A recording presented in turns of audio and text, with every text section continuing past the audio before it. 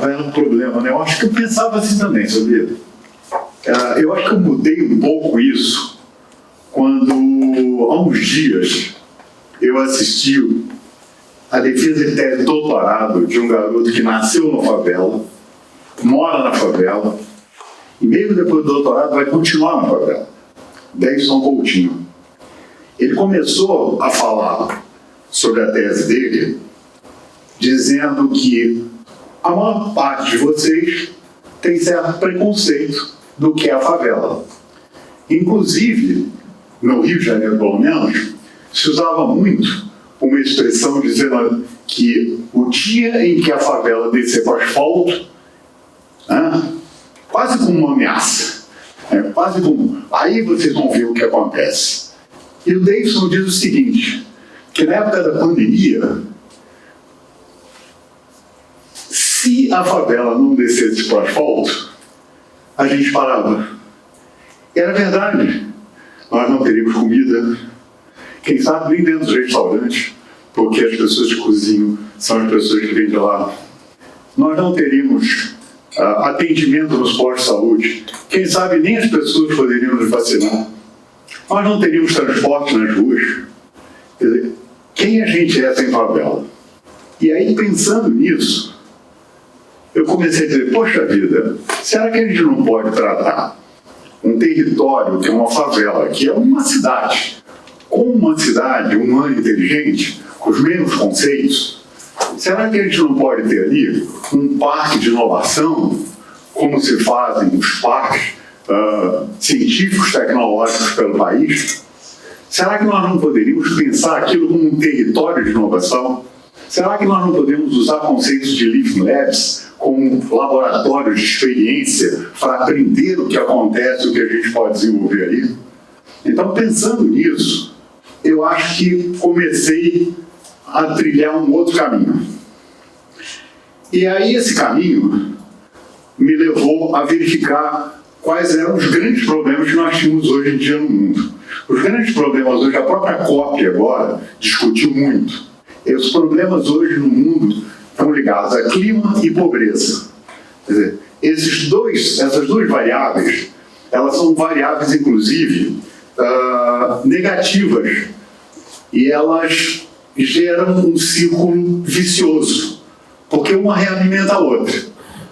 O sistema climático e as catástrofes, quando elas acontecem, quem mais sofre é pobre. E os pobres, por não terem educação ambiental, dificuldade do ambiente e outras características, eles acabam realimentando o sistema da natureza, que vai cada vez ter mais problemas climáticos. Então, essas duas variáveis têm que ser tratadas. E elas são as variáveis que estão ali na favela. E elas precisariam ser tratadas dentro de um processo com esses conceitos do que a gente chama de parte de inovação. Foi esse o início do processo. E aí, não fazendo uma comparação, mas comparando, porque os meus grandes estímulos sobre isso seriam Medellín, na Colômbia, e Santa Rita de Sapucaí, que é o único parque aberto, cidade, território, reconhecido pela IASP, que é a Associação Internacional de Parques Tecnológicos. Então, olhando esses dois modelos, principalmente Santa Rita, eu digo o seguinte, Santa Rita e a Rocinha é 3 vezes maior que Santa Rita. Santa Rita tem mais ou menos 40 mil habitantes, a Rocinha tem 120. Santa Rita tem 253 mil quilômetros quadrados, a Rocinha tem 900 e poucos mil metros quadrados. Então, 3 vezes maior a quantidade de pessoas, espaço, etc. Então, qual a diferença entre as duas cidades? A diferença maior está exatamente que 98% das crianças de 5 a 14 anos em Santa Rita e Sapucaí estão estudando, estão na escola. E cerca de 28%, 28,5%, quase 30% das crianças que estão na Rocinha não têm acesso à educação. Então a gente tem uma pequena primeira diferença. A segunda, que a renda per capita de Santa Rita é de R$44 mil. A da Rocinha realmente, quem sabe, 10, 100 vezes menor que isso. Então, qual seria a grande mágica para se conseguir fazer com que a Rocinha pudesse trilhar o caminho de Santa Rita? Capacitação fundamental, básica. A segunda, o Dolabella cita muito isso, que é o sistema de mentorização ou de interconexão de pessoas que são empreendedores, pessoas que têm mais conhecimento com as pessoas locais, fazendo o ambiente, e orientação para oportunidade de negócio, que é uma coisa que falta muito. Então, com essas 3 variáveis, se consegue fazer muita coisa para que uma população desse tipo consiga mudar o seu status. Agora, poxa, transformar no parque, como de repente, né? Isso é muito difícil, a gente precisa dessa capacitação, demora muito, mas eu acho que nós temos uma grande oportunidade que eu tenho sentido, que foi citada muito aqui hoje, que é a tecnologia. A tecnologia é uma janela nova que existe.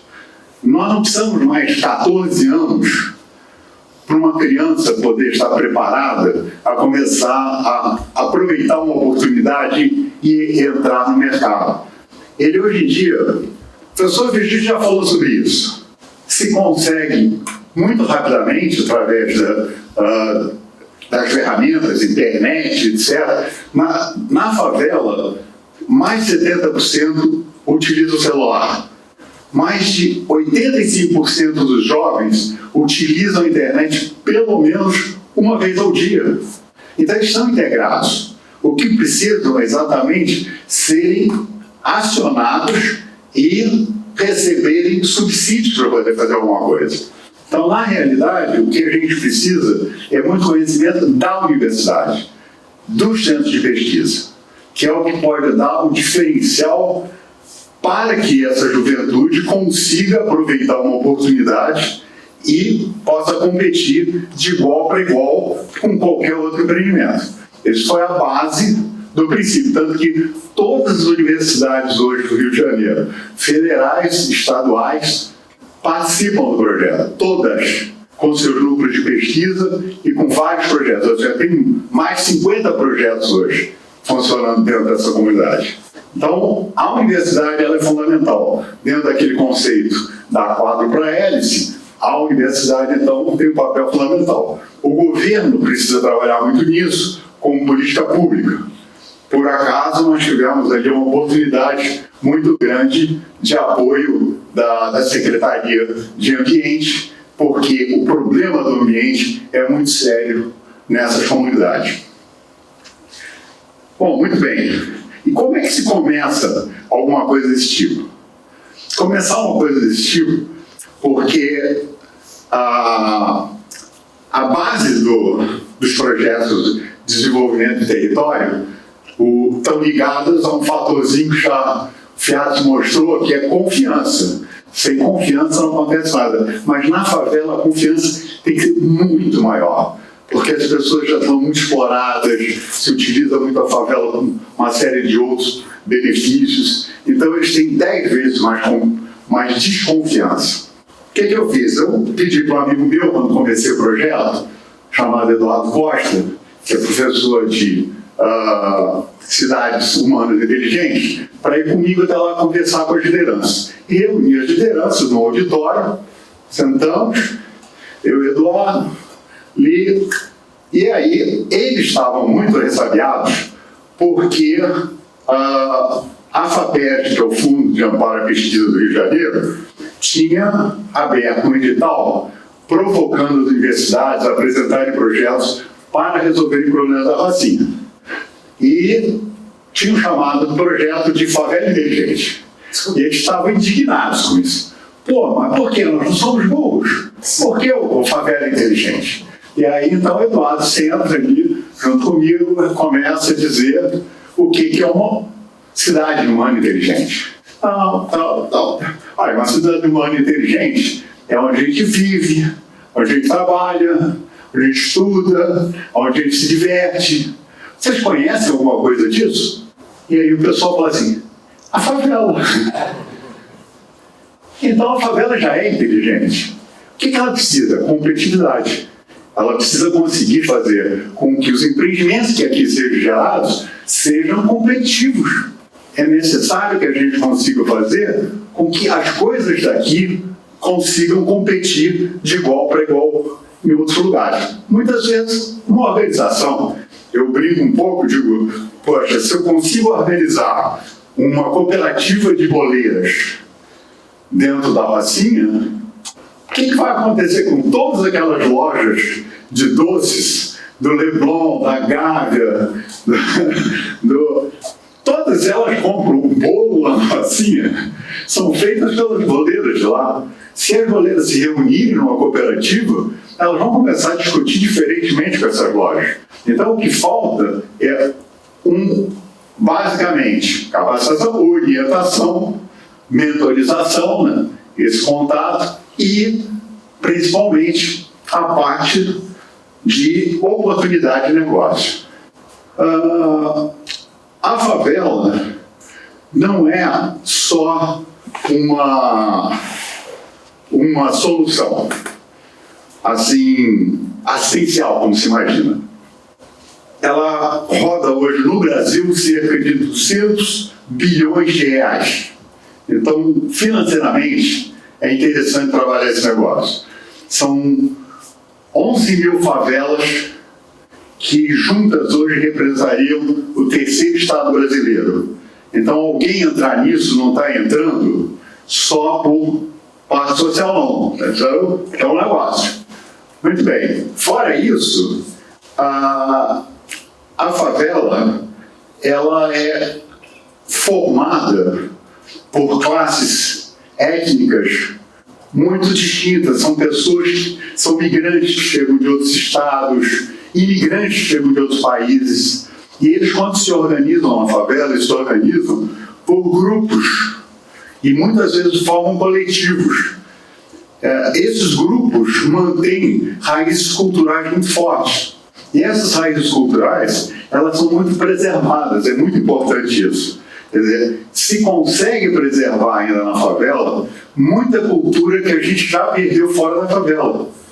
Então, isso é uma boa oportunidade, inclusive para se poder resgatar um pouco da nossa cultura. Uma outra coisa é que existe uma tendência mundial das pessoas todas irem para a cidade, para as grandes cidades, cada vez mais. 2050, eu acho que, se não me engano, são 75% da população vai estar colocada nas cidades. O que acontece? Os apartamentos e as casas diminuem de tamanho, porque nós temos novas conformações sociais, estamos morando em lugares menores. E o preço do imóvel cada vez quer ficar mais próximo, mais perto das coisas, né?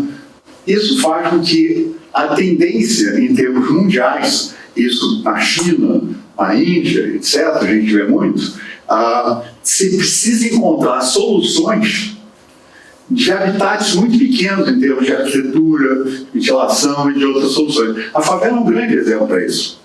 Quem convive ali vê a dificuldade desse pessoal e a criatividade dele encontrando saídas e soluções que muitas vezes podem ser replicadas. Quer dizer, o que falta? O que falta é esse apoio. É conseguir trazer tecnologia, por exemplo, um dos casos que se conseguiu um bom resultado foi uma empresa que já fabricava, não era uma empresa, um empresário que fabricava com óleo utilizado, ele fabricava sabão e detergente, e aí do óleo detergente, esse óleo detergente então era vendido ou cedido. Nós fizemos uma tecnologia da Universidade Federal Fluminense com umas cepas e bioorganismos que comem a poluição, introduzimos dentro do sabão e criamos um biosabão. E esse biosabão hoje, usado pelo pessoal na comunidade, faz com que o cheiro e a quantidade dos resíduos consigam ser dissolvidos antes de chegarem nos grandes problemas. Então esse é um pequeno exemplo para mostrar que é possível que com o conhecimento da universidade e das tecnologias se se dê oportunidades às pessoas, como, por exemplo, de uma empresa lá que foi chamada Carteiro Amigo, que é uma empresa que distribui correspondência, que passou a distribuir deliveries da lojas americanas, Amazon, Magazine Luiza, etc. Hoje foi investido pelo pessoal do Shark Tank, já teve um novo investimento, vai ser um dos primeiros unicórnios de favela do Brasil, e que simplesmente teve apoio que poderia ter tido, mas não ia ter, a não ser que, de repente, um pessoal do asfalto fosse para lá. Então, o que eu acredito, quando a gente fala da favela como solução, é que, primeiro, o resultado pessoal é muito grande em ver pessoas se empoderando, criando, competindo e querendo continuar dentro da própria comunidade, montando seus próprios coletivos e mudando o status do sistema. Segundo, que é a possibilidade de se resgatar esses valores que nós perdemos, como a solidariedade, como a amizade, como o trabalho voluntário em equipe e muitas outras coisas, que é exatamente esse resgate que a gente tem ali, cultural, maravilhoso. Você precisa andar pelas vielas de uma favela, vendo obras como o Cobra faz hoje, expondo em Nova York. A gente pode estar vendo isso numa favela do Rio de Janeiro. Então, realmente, cada dia mais que eu vou lá, eu digo que em 3 anos eu aprendi mais do que em 70, e acho que nos próximos 30 anos vou aprender mais do que vai ficar de legado para a sociedade. O que eu espero estar ali é que essa oportunidade possa ser dada para as pessoas. A favela ser uma grande oportunidade, uma solução para vocês. Obrigado.